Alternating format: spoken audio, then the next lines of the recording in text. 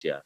Kali ini kita akan memberikan kesempatan kepada yang kami hormati, Bapak Dr. Haji Munandi Saleh MSI, yang juga Ketua Dewan Pertimbangan Pusat PUI, yang akan menyampaikan tema tentang bagaimana sekarang Kiai Haji Ahmad Sanusi dan kontribusinya dalam pemikiran Pancasila.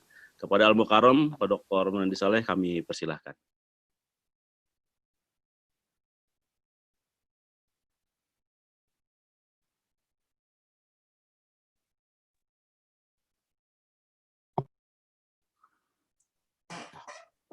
Assalamualaikum warahmatullahi wabarakatuh. Waalaikumsalam warahmatullahi wabarakatuh. Alhamdulillahirabbil alamin wa bihi nasta'inu ala umuri dunya waddin. Wassalatu wassalamu ala asyrafil anbiya'i wal mursalin sayyidina Muhammadin wa ala alihi wa sahbihi ajmain, amma ba'd. Asyhadu an la ilaha illallah wa asyhadu anna Muhammadar Rasulullah. Allahu ghayatuna wal ikhlasu mabda'una wal islahu sabiluna wal mahabbatu syi'aruna nu'ahidullah ala sadati wal ihlasi wal yaqini wa talabillahi fil amali bain ibadihi bitawakkulli alaih. Bismillahirrahmanirrahim. Bismillahi wala haula wala quwata illa billahil aliyyil azim. Allah. Para peserta bedah buku yang saya cintai dan banggakan, pada kesempatan yang berbahagia ini, saya akan menyampaikan tentang pemikiran dan pandangan Kiai Haji Ahmad Sanusi terhadap dasar negara dan bentuk negara kesatuan Republik Indonesia. Tentunya tidak akan sehebat Pak Kesepuhan kita, karena beliau itu adalah saksi hidup, ya gitu. Jadi ketika Indonesia merdeka 21 tahun, kemudian saya baru lahir. Jadi saya hanya mungkin melihat, mengkaji, membaca beberapa buku yang terkait dengan apa yang pernah dilakukan oleh Kiai Haji Ahmad Sanusi, khususnya dalam menentukan atau menyikapi dasar negara dan bentuk negara kesatuan Republik Indonesia. Oleh karena itu, saya hanya akan memaparkan terkait dengan beberapa catatan-catatan yang dimana catatan ini memang tercecer oleh tim penyusun buku Risalah BPUPKI dan PPKI yang diketuai oleh Saprudin Bahar, yang nampaknya memang entah disengaja atau tidak, karena buku itu dibuat pada tahun 1995, 92, terus yang terakhir 95, dan yang paling akhir 1998. Jadi ada tanda petik, mungkin ada kepentingan politik terkait dengan Orde Baru, sehingga peran ulama yang berasal dari umat Islam dalam kerangka merumuskan dasar negara, bentuk negara itu tidak ditampilkan. Dan mudah-mudahan saya mencoba menggali ada beberapa yang memang nampaknya bisa diungkap kembali, terutama dari sumber-sumber aslinya yang disampaikan oleh RM. Nah, selanjutnya, sebelum saya menyampaikan kepada pemikiran gagasan Kiai Haji Ahmad Sanusi terhadap dasar negara, ini mungkin untuk mengingatkan kembali di buku tersebut, ini bukunya warnanya hitam, dan saya baca hanya sedikit saja peran umat Islam dalam BPUPKI itu, padahal umat Islam orang orator ulung, orang hebat, dan di sana terkumpul ada sebanyak 16 orang dari jumlah anggota BPUPKI yang keseluruhannya 60 ditambah 6 orang dari anggota tambahan. Nah, di sini tercatat bahwa orang PUI, baik Kiai Haji Ahmad Sanusi, Kiai Haji Abdul Halim, dan Mr. R. Samsudin menjadi anggota BPUPKI. Di sini di halaman 25 dan halaman 27. 25 Romawi ini terkait dengan nomor urutan, sedangkan halaman 27 itu terkait dengan posisi duduk. Jadi Haji Ahmad Sanusi, beliau di urutannya nomor 2, Ki Haji Abdul Halim nomor 3, Mr. R. Samsudin nomor 34.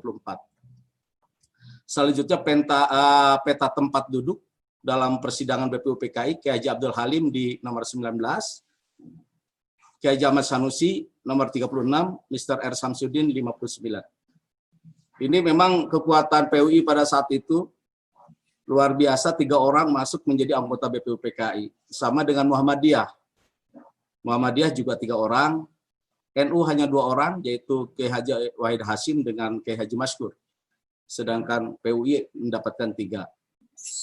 Nah, selanjutnya, apa yang diperbuat oleh Ki Haji Ahmad Sanusi di dalam merumuskan atau memunculkan sebuah konsep dasar negara Pancasila, sampai saat ini belum ditemukan pemikiran dan pandangannya. Dan pandangannya Ki Haji Ahmad Sanusi tentang dasar negara Pancasila. Belum ditemukan. Hanya ketika kita telusuri di berbagai literatur, di luar buku Risalah BPUPKI, yang tadi disampaikan, ini ada indikasi bahwa buku ini memang dibuat versi Orde Baru. Disusun oleh Saprudin Bahar dan kawan-kawan, diterbitkan oleh Sekretariat Negara Republik Indonesia pada tahun 1995 dan 1998. Yang saya miliki adalah 1995. Ditumbuhkan ada beberapa informasi terkait perumusan dasar negara yang disampaikan oleh anggota BPUPKI. Sebagaimana tercatat dalam koleksi Pringgodikdo. Jadi di koleksi ini baru terlihat terkuak sedikit, walaupun data-datanya hilang, belum ditemukan katanya. Bahwa anggota BPUPK yang menyampaikan pidato dasar negara sesuai dengan permintaan Ketua BPUPK, Dr. KRT Raziman Widyo Diningrat, mengenai dasar Indonesia Merdeka, karena pada saat itu, tanggal 29 Mei 1945, Dr. Raziman mempersilahkan kepada anggota dasar negara Indonesia itu mau seperti apa. Nah, pada tanggal 29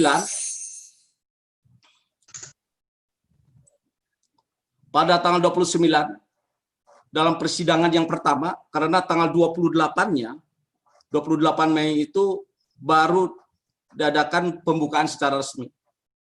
BPUPK itu diumumkan pada tanggal 1 Maret akan dibentuk BPUPK. Selanjutnya baru anggota-anggotanya ditetapkan tanggal 29 April 1945 dan baru rapatnya, persidangannya, pembukaannya tanggal 28, mulai persidangannya tanggal 29. Pada saat itu di beberapa buku dinyatakan bahwa yang menyampaikan konsep atau rumusan dasar negara hanya 3 orang, yaitu Mr. Muhammad Yamin, Profesor Mr. Supomo, dan yang terakhir Insinyur Soekarno.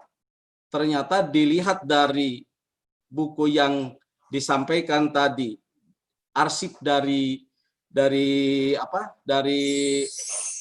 Pringgodikdo, bahwa pada tanggal 29 Mei 1945 yang menyampaikan tentang dasar negara itu ada sebanyak 12 orang. Ya, selain daripada Muhammad Yamin, juga menyampaikan RM Margono Joyo Hadikusumo, Dr. KRMA Suryo Diningrat, RAA Sumitro Kolopaking Purwonegoro, RAA Wiranata Kusuma, KRMTH Wurjaningrat, BKPA Suryohani Joyo, Mr. Susanto, R. Sudirman, AM Dasar, Profesor RM Ruseno, dan M. Aris. Itu yang menyampaikan dasar negara sebagaimana yang dikemukakan dalam arsip Pringgodikdo itu tadi. Selanjutnya, ini agak kesulitan ini nih ya. Yang kedua, itu baru tanggal 29. Selanjutnya tanggal 30, dalam berbagai buku tidak pernah diceritakan di sana. Ternyata di arsip Pringdodikdo itu tadi bahwa tanggal 30 ada 11 orang yang menyampaikan konsep dasar negara atau berpidato dalam konsep dasar negara, di antaranya adalah Dr. Andes Muhammad Hatta, Haji Agus Salim. Nah, baru muncul nih Mr. R. Samsudin. R. Samsudin menyampaikan, hanya memang ketika dilacak konsepnya atau naskah pidatonya belum ditemukan. Terus Wongsonegoro, Insinyur RMP Surahman Cokro di Surjo, Mr. Suwandi, R. Abdurrahman Pratali Kerama, Dr. Sukiman, dan Sutarjo Karto Hadikusumo. Nah, selanjutnya pada rapat terakhir, yaitu tepatnya sebelum itu, dalam persidangan tanggal 31, selanjutnya pada persidangan tanggal 31, yang bareng-bareng waktu itu Kiai Haji Ahmad Sanusi Mr. Supomo menyampaikan pidatonya. Padahal tidak hanya Mr. Supomo saja yang menyampaikan pidato konsep negara, tapi ada 13 orang. Jadi semuanya adalah 14 orang, yaitu Abdul Qadir, R. Hadi Hindro Martono, Mr. Muhammad Yamin, Haji Ahmad Sanusi, Lim Kun Hian, Munandar, PF Dahler, dan seterusnya lah. Nah, di sini Kiai Haji Ahmad Sanusi menyampaikan konsep dasar negara hanya ketika dicari bahwa datanya atau naskahnya dari pidato yang disampaikan belum ditemukan. Yang baru bisa ditemukan itu adalah dari Ki Bagus Hadikusumo, yaitu mantan Ketua Muhammadiyah. Beliau menyampaikan dan tercatat sesuai dengan apa yang ditulis oleh Ki Bagus Hadikusumo pada saat sidang BPUPKI. Nah, selanjutnya dalam persidangan 1 Juni 1945, selain Soekarno ada 3 orang. Jadi jumlahnya seluruhnya ada 4 orang yang menyampaikan pada tanggal 1 Juni. Jadi bukan hanya Bung Karno saja, tapi ada di sana A.R. Baswedan, Abdul Qadir Muzakir, dan R. Otto Iskandar Dinata. Nah, selanjutnya yang banyak kita ketahui berdasarkan literatur yang umum, konsep yang disampaikan oleh masing-masing yang tadi dikatakan adalah 3 yang menyampaikan konsep negara, yaitu Muhammad Yamin dengan konsep dasarnya pri kebangsaan, pri kemanusiaan, pri ketuhanan, pri kerakyatan, dan kesejahteraan. Selanjutnya Insinyur Soekarno, kebangsaan Indonesia atau nasionalisme, internasionalisme atau pri kemanusiaan, mufakat atau demokrasi, kesejahteraan sosial, ketuhanan yang berkebudayaan. Dan beliau menawarkan, ini baru konsepnya seperti itu, diperas menjadi trisila, sosio-nasionalisme, sosio-demokrasi, dan ketuhanan. Ya, kalau saya tulis di dalam buku Risalah BPUPKI itu adalah bukan ketuhanan yang berkebudayaan, tapi ketuhanan yang menghormati satu sama lain. Dan selanjutnya beliau juga itu diperas lagi menjadi satu, katanya Ekasila, yang di mana Ekasila itu dijadikan sebagai dasar negara gotong royong. Itu adalah konsep yang ditawarkan oleh Insinyur Soekarno. Nah, selanjutnya Profesor Mr. Dr. Supomo, beliau menyampaikan hanya 5 juga, tetapi tidak menyebut yang lain, yaitu persatuan, kekeluargaan, keseimbangan lahir dan batin, musyawarah, keadilan rakyat, yang dikenal dengan teori integralistik. Nah, selanjutnya kesimpulan bahwa Kiai Haji Ahmad Sanusi setelah menyampaikan pidatonya tentang dasar negara, hanya sayang naskah pidatonya hilang, belum ditemukan. Jadi apa yang disampaikan nggak jelas, tetapi apabila ditelusuri dari pidato-pidato anggota BPUPK yang lainnya, seperti Ki Bagus Hadikusumo, yang naskahnya ditemukan tadi, beliau sampaikan oleh anaknya ke Arsip Nasional, bahwa Kiai Haji Ahmad Sanusi termasuk dari golongan Islam yang menyampaikan konsep negara berdasarkan Islam. Ya awalnya begitu. Jadi ternyata orang-orang yang berbasis Islam, ulama, hampir semuanya menyampaikan bahwa negara itu berdasarkan Islam. Namun konsep itu oleh Dr. Andes Muhammad Hatta dibantah karena Muhammad Hatta beliau tidak menyetujui negara berdasarkan Islam. Sebagaimana dikatakan oleh Profesor Mr. Dr. Supomo yang menguatkan kepada pidato Dr. Andes Muhammad Hatta. Begitu juga Profesor Mr. Dr. Supomo menanggapi terhadap pidato Kiai Haji Ahmad Sanusi. Jadi catatannya begitu, dan Kiai Haji Bagus Hadi Kusumo, Kiai Bagus Hadi Kusumo beserta kelompok lainnya bahwa yang menginginkan dasar negara Islam itu ditolak oleh Dr. Andes Muhammad Hatta dan dikuatkan oleh Supomo. Jadi pertama umat Islam menginginkan yang terwakili oleh tokoh-tokoh, di dalamnya ada Kiai Haji Ahmad Sanusi, ada Kiai Haji Abdul Halim, Kiai Haji Bagus Hadi Kusumo menginginkan bahwa negara Indonesia pada saat itu dalam pembicaraannya adalah negara Islam. Nah, namun selanjutnya terkait dengan masih Kiai Haji Ahmad Sanusi, itu adalah pemikiran langsung.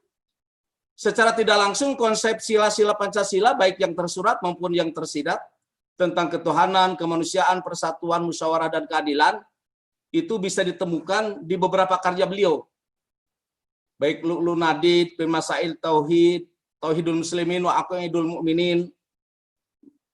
Bisa juga di Mazmul Fawaid. Terus dan beberapa kitab yang lain ternyata anjuran-anjuran atau fatwa-fatwa yang disampaikan oleh Kiai Haji Ahmad Sanusi tidak jauh daripada 5 sila tadi. Selanjutnya tidak hanya ditemukan dalam karya-karyanya, juga ditemukan dalam beberapa majalah atau buletin, baik di Al-Hidayatul Islamiyah, Al-Ittihadatul Islamiyah, Ad-Dalil, Al-Mufid, Nurul Iman, At-Tablighul Islami, di mana ini adalah merupakan majalah-majalah atau buletin yang beliau terbitkan yang di dalamnya menggemarkan persatuan, mengesahkan kepada Tuhan, terus membangun musyawarah dan sebagainya. Nah, selanjutnya dalam persidangan BPUPKI, nah, jadi kalimat tentang Pancasila tidak pernah ditemukan, hanya ada sikap yang diperlihatkan oleh Kiai Haji Ahmad Sanusi terhadap dasar negara Pancasila. Yang pertama, selama dalam persidangan BPUPK, baik persidangan resmi ke-1, karena ada 2 kali persidangan secara resmi, tanggal 28 Mei sampai dengan 1 Juni 1945, dan tanggal 10 Juli sampai dengan 17 Juli 1945. Itu yang resminya. Yang tidak resminya di masa reses itu ada di tanggal 2 Juni sampai dengan tanggal 9 Juli. Selanjutnya bahwa selama beliau mengikuti persidangan, Kiai Haji Ahmad Sanusi mendengarkan pidato rumusan dasar negara oleh Profesor Mr. Muhammad Yamin 29 Mei 1945, Profesor Dr. Mr. R. Supomo tanggal 31 Mei 1945, Insinyur Soekarno tanggal 1 Juni 1945 dalam persidangan resmi, dan kedua 10 sampai dengan 17 Juli 1945 maupun persidangan tidak resmi pada masa reses 2 Juni sampai dengan 9 Juli, 2 Juni sampai dengan 19 Juli 1945. Khas Kiai Haji Ahmad Sanusi menunjukkan sikap menerima terhadap rumusan dasar negara Pancasila yang dirumuskan oleh Panitia 9 dalam bentuk Piagam Jakarta 22 Juni 1945. Dan bersikap mendukung terhadap pengesahan. Jadi pertama adalah beliau bersikap mendukung, bersikap menerima hasil rumusan dari Panitia 9, dan keduanya mendukung karena beliau sudah tidak lagi menjadi anggota PPKI. Karena BPUPKI itu masa jabatannya sampai maksimal sampai tanggal 17 Juli 1945. Setelah itu bubar dan tanggal 7 Agustus 1945 dibentuklah PPKI. Dan PPKI baru bersidang pada tanggal 18 Agustus 1945. Nah, ketika sidang pertama PPKI mengesahkan tentang pembukaan Undang-Undang Dasar 45 dan Undang-Undang Dasar 45, maka Kiai Haji Ahmad Sanusi mendukung terhadap pengesahan Dasar Negara Pancasila yang dilaksanakan pada tanggal 14 Agustus 1945. Walaupun sebelumnya dalam persidangan BPUPK itu, yaitu pada tanggal 14 Juli 1945, Kiai Haji Ahmad Sanusi yang didukung oleh Ki Bagus Hadikusumo mengusulkan dalam kalimat ketuhanan dengan menjalankan syariat Islam bagi pemeluk-pemeluknya, prasa bagi pemeluk-pemeluknya, agar dicoret sehingga menjadi ketuhanan dengan menjalankan syariat Islam. Namun Insinyur Soekarno waktu itu yang memimpin rapat menyampaikan kepada hadirin sidang BPUPKI, Insinyur Soekarno menolak dengan alasan bahwa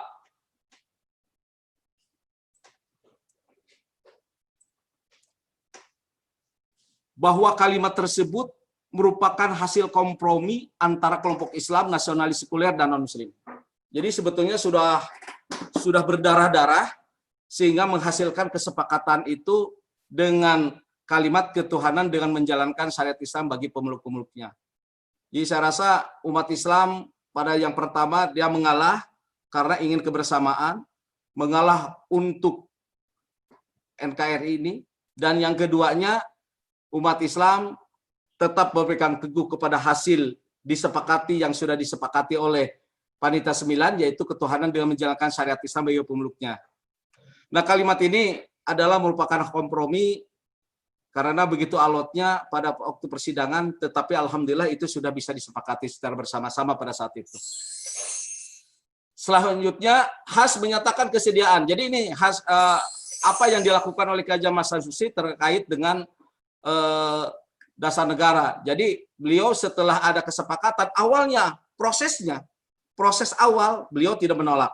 Tetapi ketika setelah jadi menjadi kesepakatan samina wa atona wasawirhum fil syura bainahum fa idza azamta fatawakkal 'alallah. Jadi beliau langsung menyepakati, mengikuti, mendukung maupun juga menerima, mendukung apa yang sudah ditetapkan. Nah, selanjutnya Has menyatakan kesediaan pada tanggal 22 Agustus 1945 ketika KNIP dibentuk, lembaga negara sementara sebelum terbentuk DPR MPR, dan Kiai Haji Ahmad Sanusi dimasukkan dengan Kiai Haji Abdul Halim, juga Mr. Samsudin dijadikan anggota KNIP. Beliau menerima ketika penawaran itu pada tanggal 22 Agustus. Selanjutnya pada tanggal 29 Agustus 1945 beliau dilantik bersama-sama, dan berarti Kiai Haji Ahmad Sanusi bersikap di dalam sistem pemerintahan Republik Indonesia. Artinya dia tetap berada di dalam sistem pemerintahan Republik Indonesia. Nah, selanjutnya ini sebagai sikap-sikap yang diperlihatkan ketika Kiai Haji Ahmad Sanusi ikut serta hijrah ke Jogja sebagai konsekuensi dari perjanjian Renville antara pemerintah Indonesia dengan pemerintah kolonial Belanda yang ditengahi oleh KTN, Komisi 3 Negara, yaitu Amerika Serikat, Australia, dan Belgia. Di atas kapal perang Amerika Serikat SS Renville yang sedang berlabuh di pelabuhan Tanjung Priuk pada tanggal 18 Agustus 1947 sampai dengan 17 Januari 1948.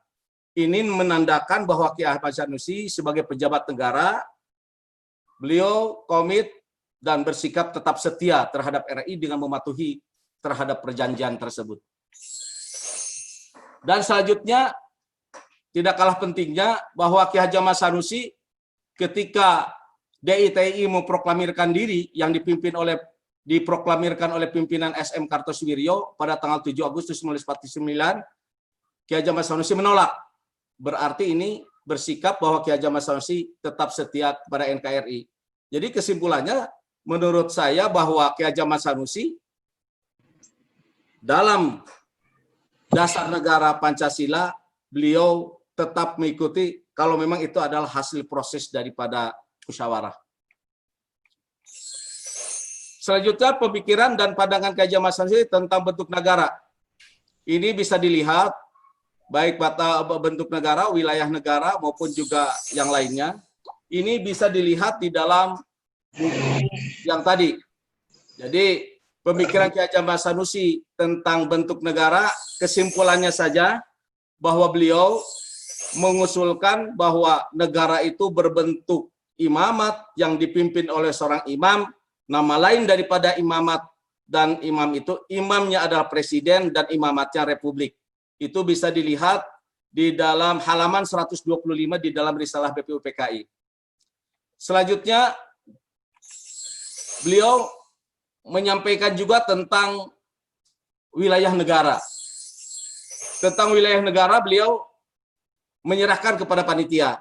Namun ketika diminta pendapatnya, beliau mengikuti sesuai dengan apa yang pernah terjadi di zaman Rasul. Jangan ditentukan dulu wilayah sebelum selesai perang. Sebelum perang selesai. Nah, seperti itulah. Namun pada kenyataannya, walaupun perang belum selesai, di Indonesia masih gonjang-ganjing seperti itu, akhirnya dipoting dan Ki Hajar Mas Sanusi konon katanya kalah dalam voting itu. Nah, selanjutnya Ki Hajar Mas Sanusi di halaman 202 bersama dengan Ki Haji Abdul Halim itu masuk di dalam kepanitiaan yaitu pembela tanah air yang dipimpin oleh Abi Kusno Cokro Sujoso. Nah, selanjutnya ada yang tidak kalah pentingnya selain dari yang lain, bahwa Ki Hajar Mas Sanusi ketika perdebatan dalam rancangan undang-undang dasar, Ki Hajar Mas Sanusi adalah salah satu yang meminta kepada ketua sidang untuk diberikan waktu berbicara tentang pasal 29 ayat 2. Jadi pada prinsipnya Ki Hajar Mas Sanusi kalimatnya itu tolong dihilangkan katanya. Jadi dalam pasal 29 ayat 2 bahwa warga negara berhak untuk melaksanakan kewajibannya sesuai dengan agamanya masing-masing, sesuai dengan agamanya. Jadi kalimatnya itu tolong dicoret katanya, seperti itulah. Mungkin redaksi yang benarnya tidak seperti tadi, tapi substansinya seperti itu.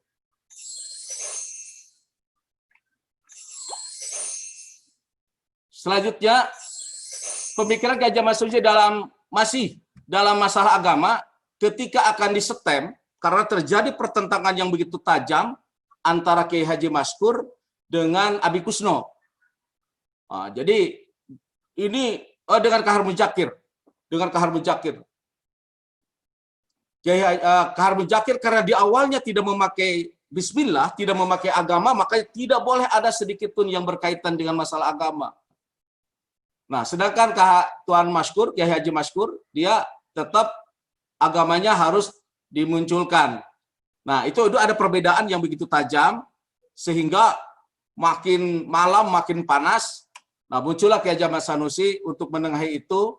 Di antaranya adalah pertama menolak distem, dan keduanya meminta bahwa hadirin untuk calling down di dalam sidang BPKI yang lagi memanas itu untuk nanti dilanjutkan pada besok harinya. Inilah mungkin kalau menurut Lukman Hakim bahwa Ki Hajar Mas Sanusi menyelamatkan sidang-sidang BPUPKI, itu kalimatnya seperti itu. Saya rasa itu yang bisa saya sampaikan. Terima kasih, mohon maaf apabila ada kekurangannya. Wabillahi taufiq wal hidayah. Assalamualaikum warahmatullahi wabarakatuh.